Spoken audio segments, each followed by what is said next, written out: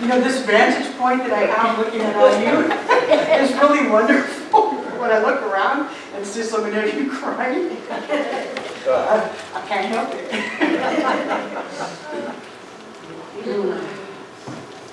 Thank you guys for making us all cry.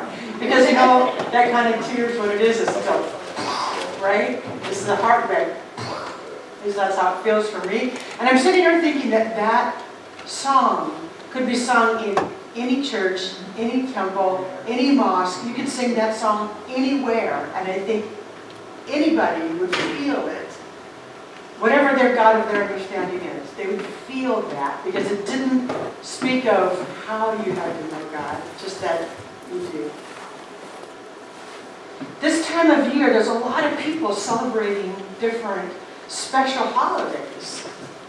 Lots, not just Christians and Jews. There's a lot of people, a lot of religions who this time of year, they celebrate. And a lot of the common theme is light. That holy light that so many celebrate. So in a couple of days, the Jewish people are getting ready to celebrate Hanukkah, which is all about light. It's about light that they thought was only going to last for one night, lasting for 8. Now, it's a beautiful story. Part of it has a lot of truth. The whole army and the Maccabees joining them and regaining the temple and all that is historically true. The piece about the oil for one night versus 8, I don't know if that's literal or not, or if it's allegory. Either way, it doesn't really matter. What a wonderful allegory, what a wonderful story to remind us that that divine light can never be exhausted. And at the heart, that's what a lot of religious teachings are telling us, that this divine light or this thing called God or whatever you call that can never be extinguished, can never be exhausted.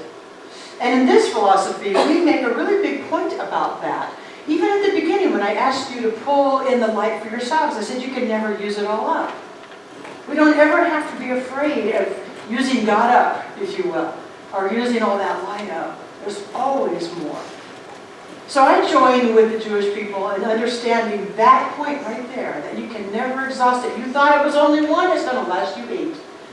God says, I'll show you, in a manner of speaking. So that thing can never be exhausted. Then we come a little more current day, not current, but a little more current than the Hanukkah story. And we find Albert Einstein with this quote that many of you may have heard before. He says there's only 2 ways to live your life. One is as though nothing is a miracle, and the other is as though everything is a miracle. So when I hear something like that, I'm the kind of person who I don't just take things at face value. I like to ponder what they mean because I like meaning.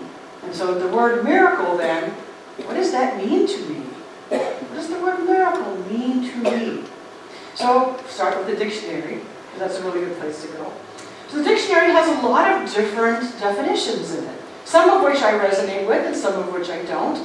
You get to find your own personal meaning. I'm just telling you how I see it, and I'm going to tell you how I think it parallels with this teaching.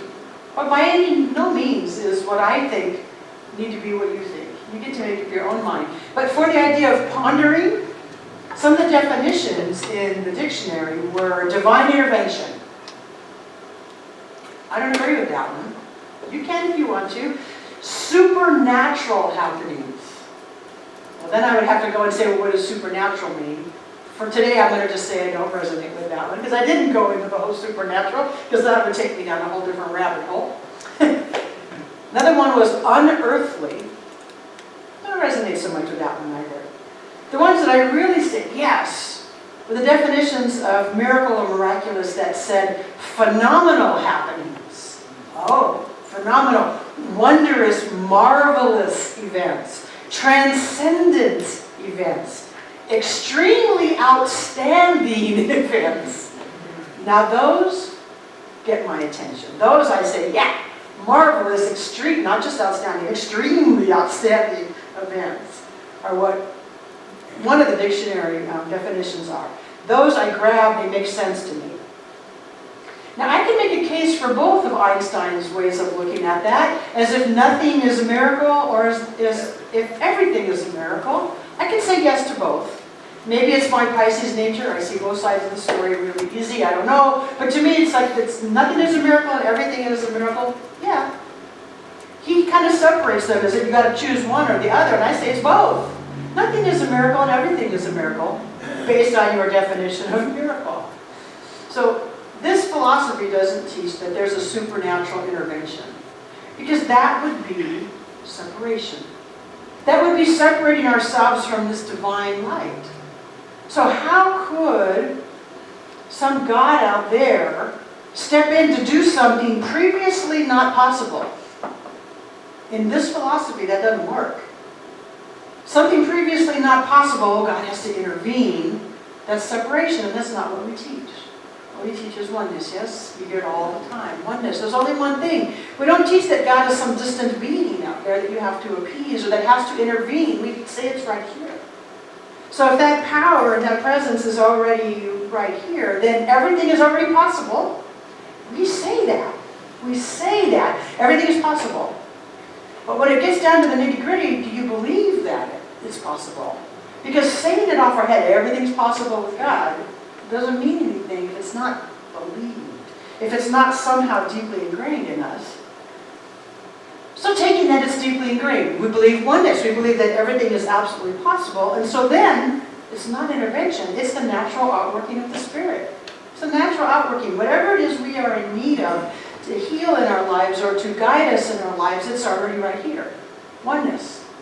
So no intervention, you see? It's right here. We have to allow it. We have to allow it. We have to allow it, as we say, allow it in. We have to allow it to stay.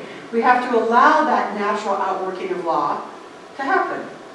So nothing is a miracle in the sense that there's no such thing as a divine intervention. Everything is just a natural evolution of spirit in our lives. And everything is a miracle if we say it's a wonderful, extraordinarily happening events, or whatever those words were. Extremely, what did I say? Wait, it's here somewhere. Extremely outstanding events. So, yeah, it's both. And it's up to us then to feel that sense of excitement about this extremely outstanding event and call it a miracle. Because then we start to get more of that. We get more of what we get excited about. We get more of what we deeply believe. So everything is a miracle in this sense. Are you with me? Yeah. Not that God's coming in to do something, because there ain't no God coming in anywhere, because it's already here. It's already here. So we open our arms and we just allow that omnipresent presence to be in, through, and as us.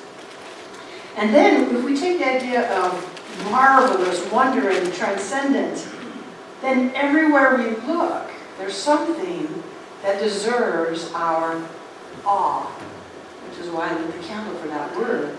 Everything is awesome. The fact that every single one of you here as human beings are here is awesome. We take ourselves for granted. We take our life for granted. Look at yourself. You've got skin that protects you. You've got muscles and bones that move. You've got organs that do all kinds of amazing things. You have a brain that thinks and runs this whole machine. You have feelings. You have ears and eyes. And it's amazing. Our own being is worth our awe. We don't need to take ourselves for granted. You are amazing, every single one of us, with your warts and all. You're amazing. You are awesome. You are a natural outpicturing of divine life, and you are a miracle. Both. Both things are absolutely true, not either or. All of God's creation is marvelous if we look at it that way, and wondrous and awe-inspiring when we allow it to be that way. Again, it comes back to how do we see it? What's our perspective? What's our perception? Do I go to the forest and look at the trees and go, it's a bunch of trees? Or do I go up the forest and go, wow, look at these beautiful trees. I don't know how to make all this forest. Do I go to the ocean and look at the waves and ponder all the life under it? And I go, yeah, it's an ocean. Or do I go, wow, it's an ocean. And that sense of awe, the miracle of what that is. And it's an everyday occurrence. Miraculous, everyday occurrence. Looking at life that way fuels us. It fuels us to feel excited about the